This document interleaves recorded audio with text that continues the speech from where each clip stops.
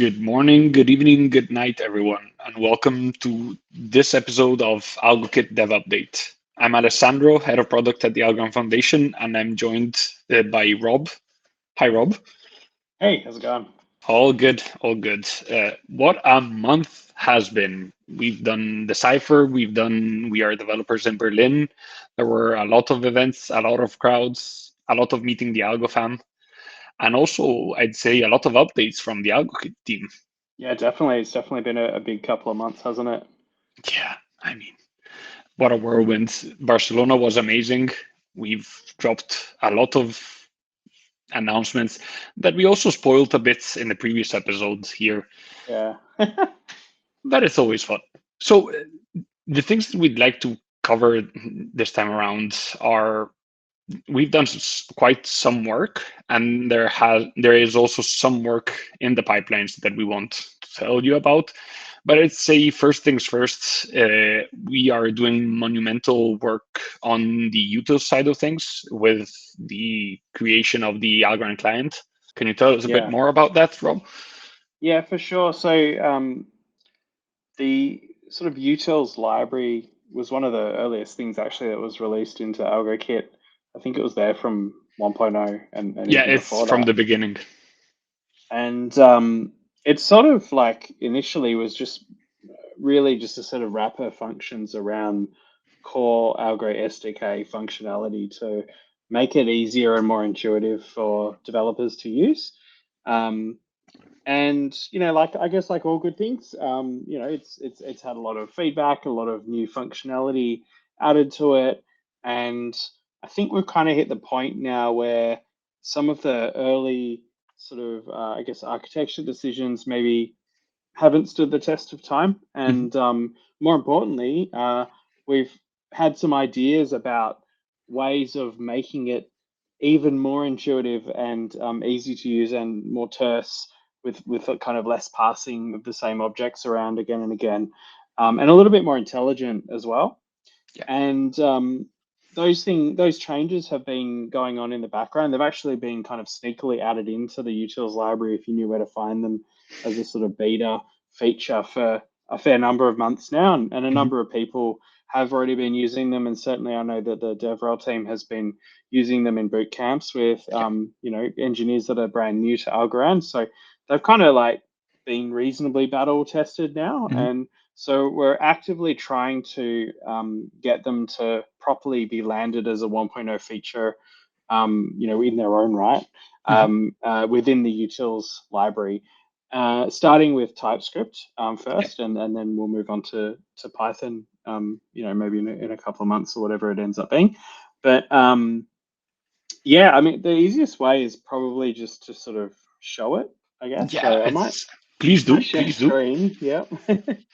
I've just chosen a random unit test actually that I wrote the other day. So this code here maybe won't make as much sense, but so don't worry about all this stuff down here. But the important point is that we've now got this concept of an Algorand client. An Algorand client is an object that kind of does a few things for us. Firstly, it stores some state in it so that we can avoid things like lots of network calls to get network params to get the parameters for a transaction, for instance.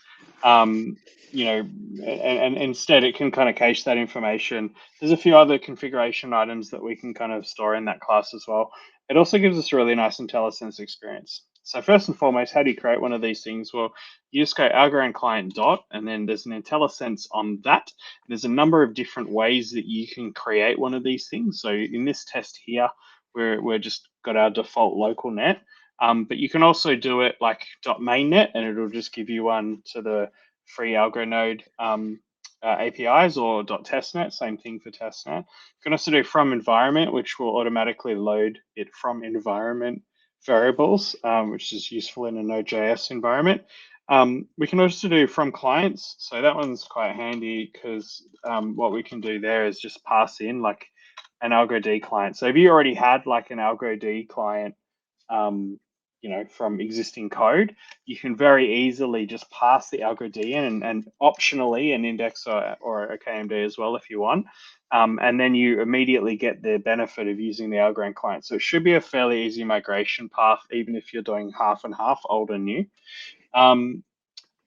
The other one was from config, which just enabled you to specify for each of those three clients, AlgoD, Indexer, and KMD, the server port and token. So there's like lots of different ways of creating one of these. But this is, an easy way here, the default local net. Now, the really nice and thing sorry is, to butt in a second here, but it's the IntelliSense is heaps and bounds better than the last time I've tested it. It's way more precise now that I'm looking at it. Yeah, we put a lot of effort into trying to make the IntelliSense a bit less overwhelming, a little bit more contextual. So, for instance, the previous way that we would use, you go like import star as AlgoKit from, and then you'd be like at Algorand Foundation / AlgoKit-utils. I'm actually in AlgoKit itself, so in this case, I actually just need to do that. But and previously, then you'd go like AlgoKit dot, and there's so many things in here because every single functionality is a different function, which is nice from a functional perspective. Each thing does one thing well, etc. But it's a bit overwhelming if you're not used to it. So instead, the IntelliSense on the new one is just Algorand dot. You can say that's it. I don't have to scroll. There's nothing to scroll there. This is it. And there's some stuff that you can do to configure the Algorand client. So you can go like set default signer, which sets a signing transaction signer that would by default sign every single transaction. You can set the suggested params if you want to override it, or you can set a timeout that controls how long it gets cached for. So there's a few things like that you can do. Oh, nice. But the other key things here are like account, client, send, and transactions. And also new group. So if, for instance, we just start with account, this is all about creating and managing accounts.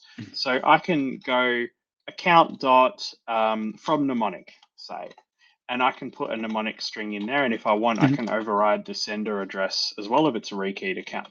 Great, really easy to do. I can also do something like local net dispenser, which will automatically go and find the dispenser account on localnet for me.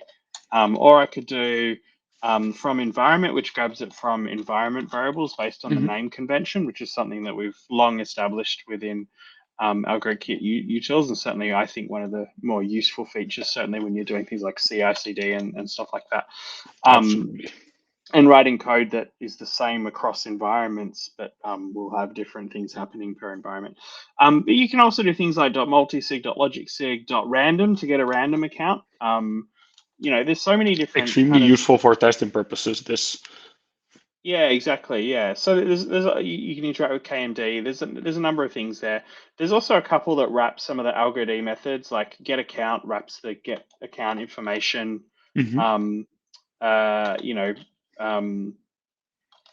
API. But the nice thing about this is that it's fully type safe, so you don't get that weird. Oh, hang on, I've used the. Sorry, I should have said get account information, isn't it? It's get information. Sorry, my bad.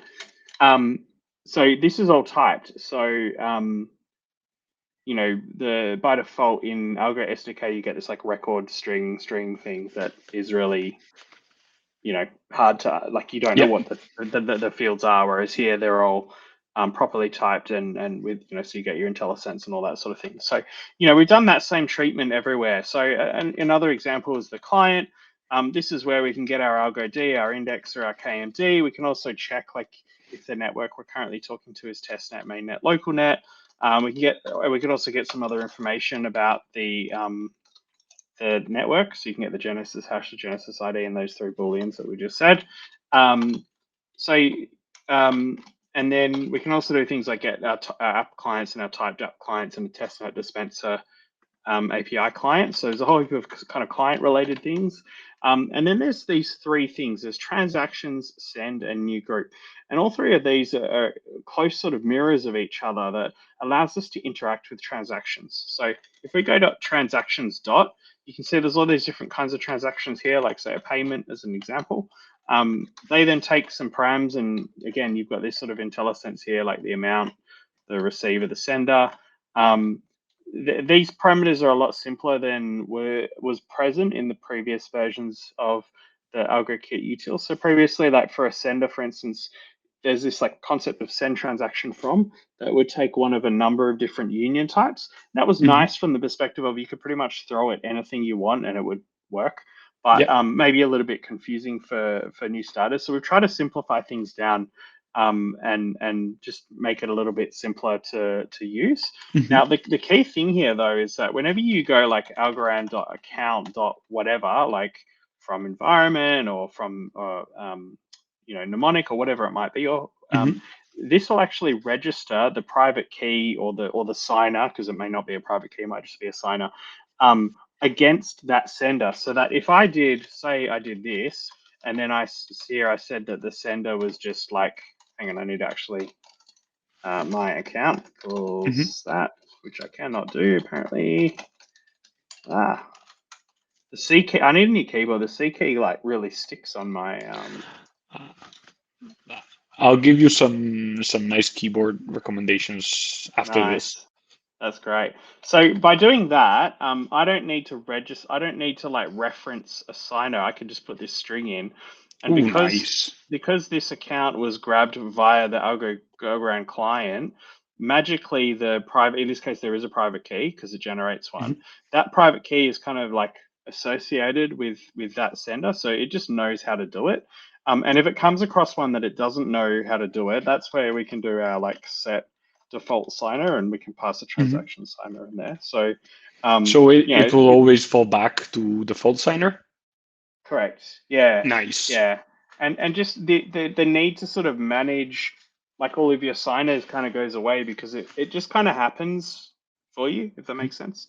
Now, I mentioned there's three things: .send, .transactions, and .new group. So this is .transactions, and what this will give us is actually, I don't know if we need the await on that, do we?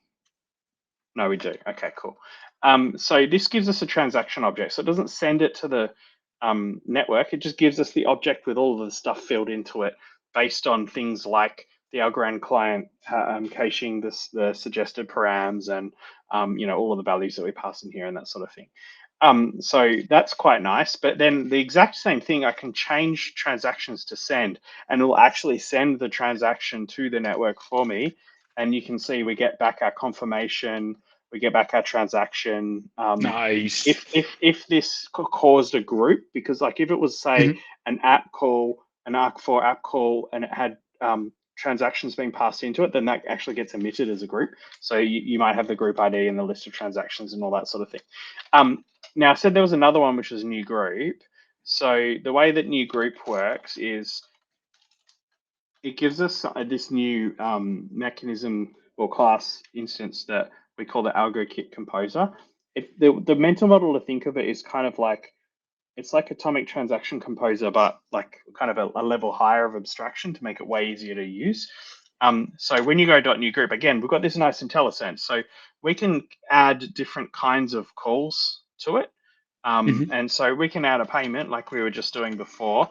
And the object that you pass in is the exact same object that you passed into like .transaction.payment or .send.payment. So these types are kind of like consistent across the different usages.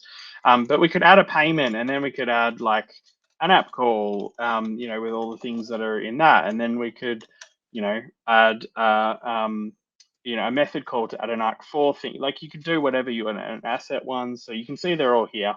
And then eventually we can kind of either build it to get the list of transactions, or we can execute it to actually send it to the network. And then our X dot will have, again, confirmations, group ID, returns, transactions. So a very similar payload to what we saw for the send, except without the single kind of .transaction .confirmation, because it doesn't make sense because we know we're sending a group rather than a single transaction. So yeah, anyway, you can kind of see here, like it's just a lot nicer and easier to use. It just takes care of a bunch of stuff for you. It holds state so that you don't need to manage it. So what we're doing at the moment is we're slowly but surely deprecating the old functions and instead allowing you to use this. And so what you'll see in the latest versions of AlgoKit Utils is some of the methods are all crossed out here. So a really simple example is testnet. Now, all of these methods will still work, and we'll keep them working for another major version bump. So we're not gonna. It's not like you have to like migrate away from this stuff tomorrow, because it's all going to disappear. Like we'll keep it running for a little while. But importantly, the deprecation signature will tell you exactly what you need to write to kind of replace it, if that makes sense. So I hopefully you was can about kind to of. ask the upgrade path, how we were helping devs with this migration, but this is beautiful. Yeah. And I guess the hope as well is that there's a lot of consistency in the way that the new stuff is configured, right? So for instance, like it is testnet, like that signature, it took an algo D.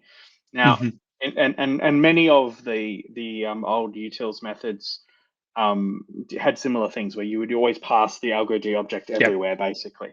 And so the way that you would get this Algorand client would if you had that. So let's say we had our algo D equals whatever it is, blah blah blah.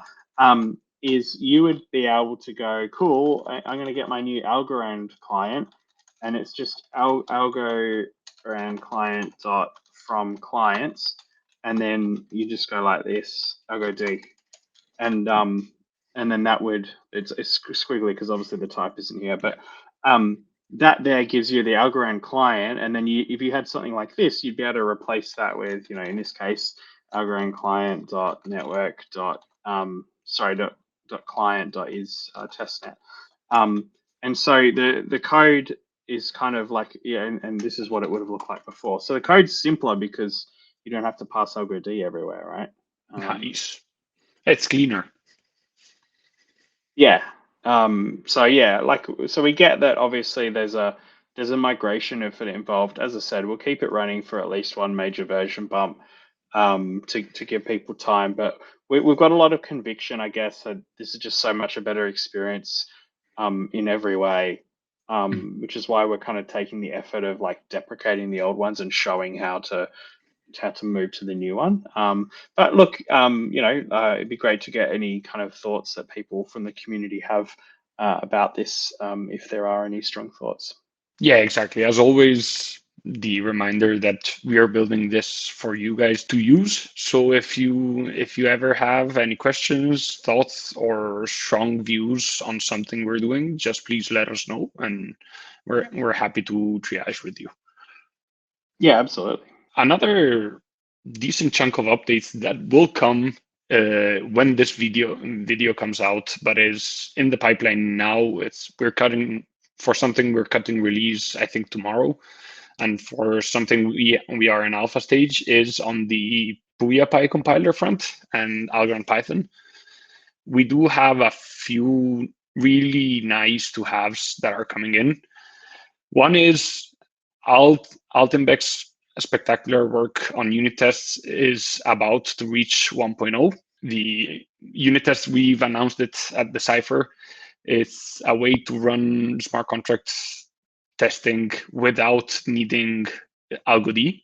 So instead of having one test take half a second, you can have 10,000 tests take 1 second. And this is we mock a lot of the AVM opcodes to do so, and it's really nice.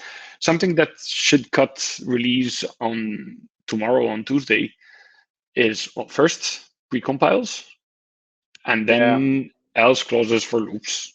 Can you tell us a bit more on that? Yeah, for sure. So when the video of the talk we did at Decipher gets released, there's a Should really be any nice day now. demo.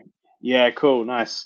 There's a really nice demo in that of that unit testing stuff that I think really goes to the heart of why it's powerful. So I'm not going to try to do it justice by talking about Yep. it here, but definitely want to refer back to that. And then, yeah, in terms of the other part, so precompiles is a feature that actually was in Beaker, and so has now just landed in PuyaPy. We may have, I think we actually referred to it in the last Yep. call that we did, the last update that we did. And at the time, I think it was getting close, but we kind of paused completing that so that we could focus on landing the big feature that, yeah, and box was mainly box storage because it ended up being way bigger than we thought it would, because we're refactoring the PuyaPy compiler at the same time, and it's a lot more rock solid now, which is really exciting.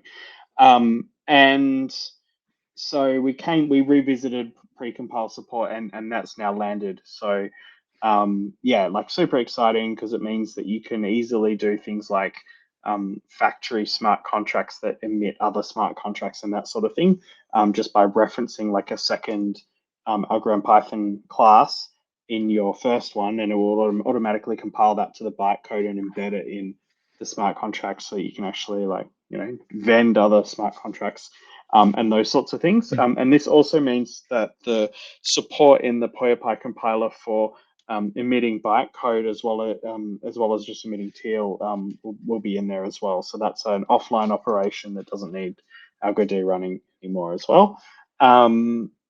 And then the other bit was just there's been actually quite a number of tweaks and improvements and responding to feedback here and there.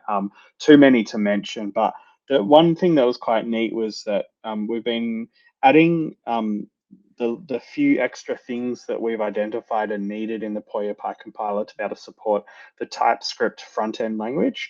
And one of them was this concept that doesn't exist in Python, but does in TypeScript, which is the idea of like a switch statement where you can kind of not have a break, and so you can fall through to another switch statement. Yep. And we kind of modeled that, funnily enough, as a go-to statement in the AWST.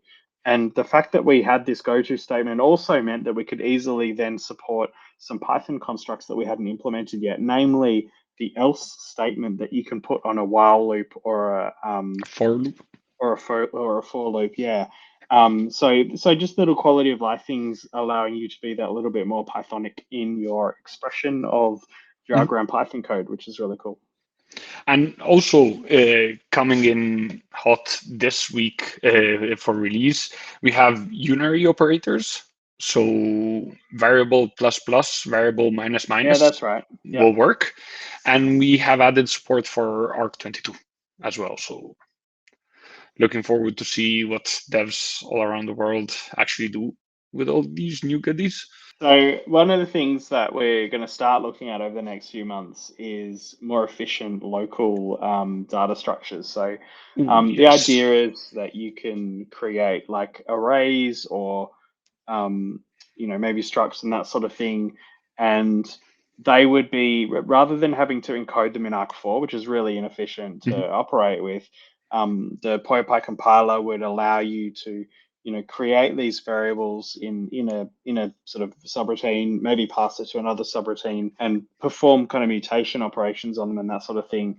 And it would kind of construct it in a way that's really efficient to operate. So yeah, nice. this is very early stage. We haven't even figured out how we're going to do it yet. There's a number of leading ideas on what that might look like, but a little bit of spicy alpha to whet the appetite.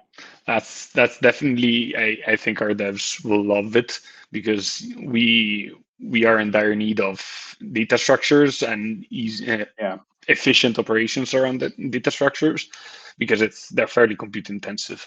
So that's amazing. Yeah. And I'd say the last topic for this episode is everybody's favorite explorer. And Lora the Explorer. Lora the Explorer. So in last week, we've dropped opt-ins. So if you go and visit an asset ID on Lora, you will have an opt-in button. So all of a sudden, the connect wallet button that at the beginning people didn't really understand, now you're starting to see. Now you're starting to see where we're going with it. Another extremely neat feature is custom networks. This is, you can point Lora to your local net as you could before, but now you can also point it to your node that you're running for mainnet and simply query your node only and your indexer if you happen to run your indexer. This is a really nice to have, which enables infinite possibilities. And also in the works, we have a few things. First and foremost, subscriber.py is coming. Joe P, engineer at the foundation, is working really hard on it. I'm loving the progress. I think it's 3 weeks out, but pending testing and bugs that we will of course find, because no software unfortunately is perfect. But also coming in the near future is a whole bunch of updates for Lora. The brand new App Studio is in the works, and there's something really neat that, fingers crossed, should come soon. This is outside of our control, namely it's on Apple's control. We are getting code signing certificates so that Lora will live on your machine. It will become a desktop application. And in combination with the application studio, all of a sudden we will be able to dynamically look at your artifacts folder, and so Lora will become way, way, way more interactive. Yeah, definitely. I think it's pretty exciting. I think some of the wilder ideas of what we've had around what we can do with Lora to really make the developer experience powerful comes to life when we can access the file system, right? So yeah, exactly. Once we're able to access the file system, I mean, we're off to the races. I think we have 5 years worth of updates ready to actually start cracking on, all enabled by that. So I'm looking forward to it. Yeah, definitely. I'd say it's been a busy few months, and we have a lot of spicy things coming that, though, we'll touch on the next episode. So Rob, yeah, and in the background as well, naturally we've we're in full pelt on Algorand TypeScript front end for the PuyaPy. So probably maybe there might be an early alpha or something next time we do one of these. I'm not sure, but yes, exactly. As soon as we have something stable, I'd say we'll do a special episode of this, just to call upon all TypeScript developers to give us feedback, because as soon as we have something stable, then we are able to understand the feedback better and iterate on top of it faster. Exciting times. Really exciting times. Well, so Rob, thank you very much for joining. It's been a blast, as always, with you, and have a great day. Thanks, Algo fam.